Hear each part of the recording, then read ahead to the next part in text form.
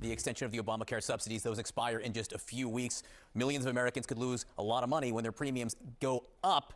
So why was the president maybe being a little bit conciliatory? You may have noticed Harry I'm right here. is standing here with me right now. Who knew? He's been here listening. Guys, thank you so much for joining me. 6283 Talk.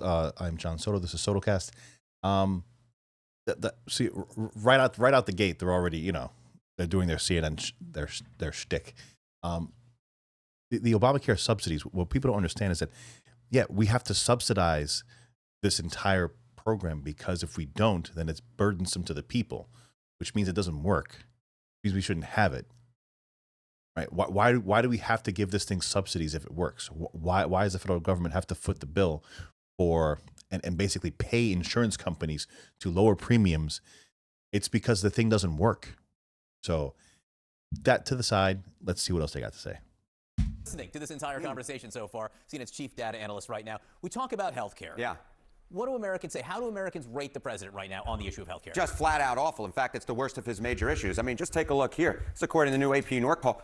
29%. He doesn't even reach 30% on it. Approve of the job. I was looking back at all the AP North polls. This ties for his lowest rating ever in either term 1 or term 2. Disapprove more than double. 69%. Runs 40 points higher than the approval. That is gosh darn awful. It's horrendous. And when you look at Republicans, even 39% of Republicans say they disapprove. When we're talking about 2/5 of the Republican base saying they disapprove of Donald Trump on a particular issue, you know that the American people are against him. And I should point out this 29% is no outlier. I was looking at the Fox News poll. That was sub 35% as well. The bottom line is Americans very much dislike Donald Trump in healthcare. It is no wonder he's taking a more conciliatory tone. All right, the immediate issue at hand is the extension of these Obamacare subsidies. They expire within 3 weeks. What do voters say they want to see there? Extend it. They want to see him extended. I mean, this, once again, what are we talking about here? We're talking about a clear majority of the American public say they want those expiring ACA subsidies. Yeah, a clear majority of the American public say they want money.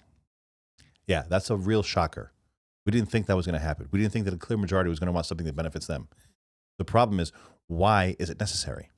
It's necessary because the Obamacare fraud, scam, whatever you want to call it, doesn't work. Just like I said before. Why are we subsidizing this? Why are we pumping in millions and billions of dollars to prop up insurance companies? Because one of the big, the fact that the healthcare insurance system, just take one thing for example. Just take the fact that it's mandatory coverage for pre-existing condition. So let's say you're a car insurance company. And the government comes and says it's mandatory coverage no matter what. So if somebody calls you and they say, listen, I want to buy health insurance or car insurance because I just got into a car accident. What do you do with that? But you're required by law to give them a plan. So what has to happen to those plans? They got to go up. They have to go up. So because they couldn't not cover them, they have to cover them. Now, everybody's health insurance has to go up because it's insurance. It's in case shit happens. It's not when shit happens. And I understand that, we should have maybe cutouts in place. We should have catastrophic insurance. People have suggested that maybe a nationwide catastrophic insurance, that would be something that's good. But just a blanket say everyone has to be covered all the time, every time, no exceptions.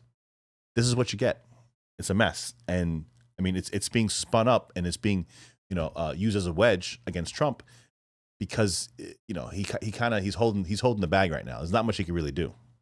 Extended compared to just 30% who say let him expire. Again, we're talking double, more than double on the extend side versus the let expire. And even 45% of Republicans on my little note there say that they should be extended. Again, we're talking about an issue that unites Democrats and cracks the Republican base right down the middle. This is just awful politics for Republicans. As we stand here today, they are not going to be extended. If that remains the case, who gets the blame? Yeah, I don't think it will be too much of a surprise to our viewers based upon the presentation, based upon the first slide, what our last slide is going to show you here. And this is really simple. Blame if ACA subsidies aren't extended. This is among those who are enrolled in the ACA. Look at this. 63%, the vast clear majority say Trump or congressional Republicans will get the blame compared to just 19% of congressional Democrats. Again, The point of this segment is we are seeing massive majorities blaming Trump, saying they want the ACA subsidies to be extended, and if they're not, they are blaming the Republican Party and Donald Trump. The polling is rarely ever this clear, but on this issue, it is very much clear. This is an issue that hurts Republicans and very much helps Democrats. It's interesting. This number is interesting because the Republicans argue that Democrats who wrote this law and passed it,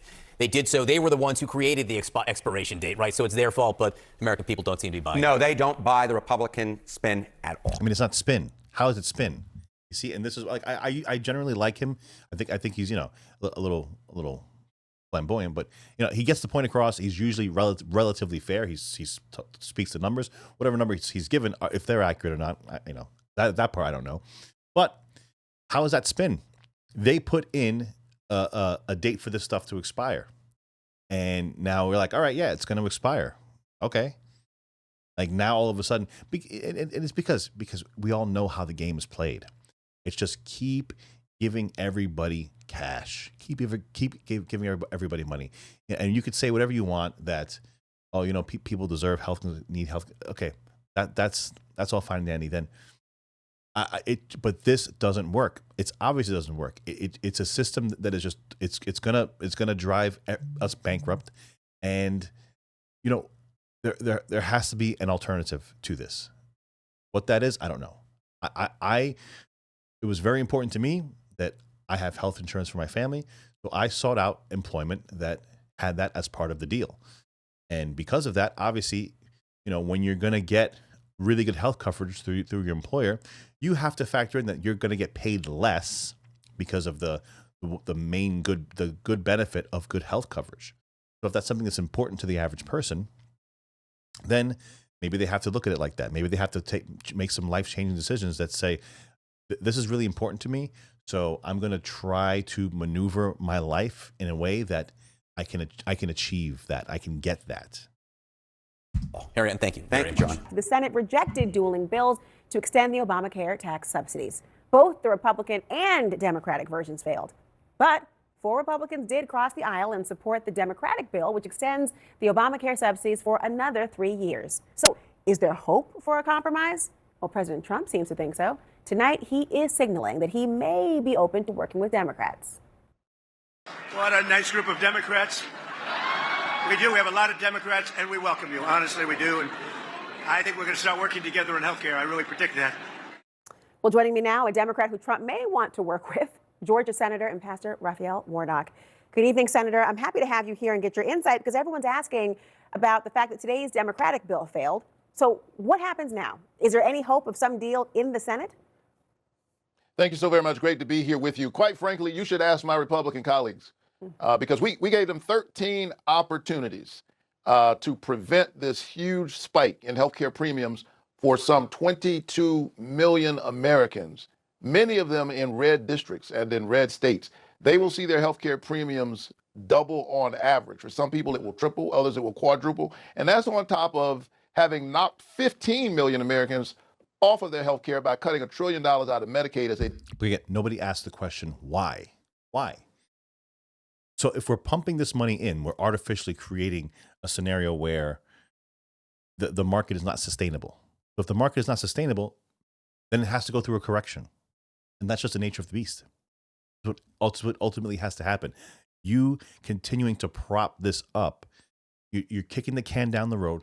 Nobody wants to do it because nobody wants to get creamed in the midterms. The American public, for the majority, nobody sits down and really thinks of these issues and thinks about the external effects of having this monstrosity bill. It's basically feeding the insurance companies cash is what's going on right now. Everybody's mad with the insurance company, but at the same time, they want the subsidy that's going to be going to the insurance company. It just makes no sense. You have the liberals praising, I forget the name. I won't even say his name. The guy who killed the healthcare executive. They're praising him, and at the same time, they want this bill that's going to be shoveling money to the insurance companies. I mean, you think about that. It's not lowering their premiums. This is the thing. It's not lowering their premiums. It's dumping money into the insurance companies so the insurance companies don't charge the people that much. The people are not getting anything out of it. right? They're getting a lower premium, but it's not really. They're getting the same service. The insurance company is making a shitload of money, but they're happy with the guy killing the healthcare executive. It just nobody sits down and really thinks and ponders these things and tries to, just think these things through logically. It doesn't make sense. Let's see if you can finish this up, because I'm not a big fan of this guy, and I've been watching liberal news right now for a couple of hours, so I'm kind of over it already. Guys, if you're still here, please subscribe to the channel. It does me a lot of help. New channel trying to grow. I have a lot of new subscribers. Thank you guys so much. If you're a new subscriber, share it so that other people can subscribe. That's pretty cool. I'm guessing if you hit a like, that helps me out too. But that's it. Yeah, keep it going. One big ugly bill, all to give billionaires a tax cut. I think Americans have to ask themselves, who are the Washington Republicans working for? We'll keep pushing them, but we'll keep making this argument all the way to November. But hopefully they will come to their senses and stand up for their own constituents, not have their health care premiums double. The thought of that increase is astounding to people. It's terrifying, thinking about everyone's budgets in particular. With the top Republican here in Washington, D.C., the President of the United States, he is saying tonight that he thinks that Republicans and Democrats will work together to pass some type of health care reform. Have you heard from the White House? What we've been hearing from Donald Trump over the last 10 years is that he's got a plan. He's coming up with a plan. Next week he'll have a plan. He has concepts of a plan. Meanwhile, this enrollment period, we're here. We're here. This is not about next month or next year. People need help right now, Mr. President. A new poll shows that 67% of Americans don't actually approve of the president's. Yeah, they're just going to keep regurgitating the same absolute nonsense. Is it a losing argument? 100%.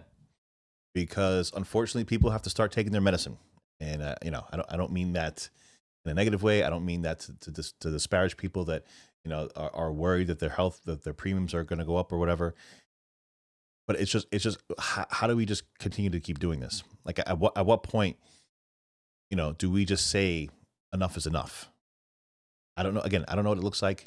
I prioritize this for me, so I'm in a position where I position myself where my employer handles it. If my premiums go up, they go up.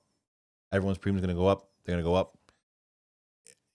But for us to just keep dumping money into these companies to prop up this, travesty of a bill, and I get it. It's a massive monstrosity of Obamacare's, however many thousands of pages it is, to replace that would take, it would be an undertaking of and there's a lot of stuff going on right now. This wasn't the main issues. One of the main issues that, not one of the main issues that he, was at top of his mind. So somebody's got to work on it. Somebody's got to figure this shit out. We got to, in the end, I just feel like they're going to pass it. They're going to extend it because otherwise the midterms will be an absolute slaughter if people actually see their healthcare costs jump to that dramatic amount. So again, everyone's just going to keep throwing money on it. The inflation's going to go up. Deficit's going to go up. Debt's going to go up. Everything's going to go up. That's the way it goes. I know this is not the most promising video I've done, but hopefully truthful and mostly factual. Guys, if you like the video, please share and subscribe and do all that cool stuff. If you want to follow me on X, 6283 Talk on the X is the X account. I am John Soto. I'll see you guys in the next video, guys. Take care.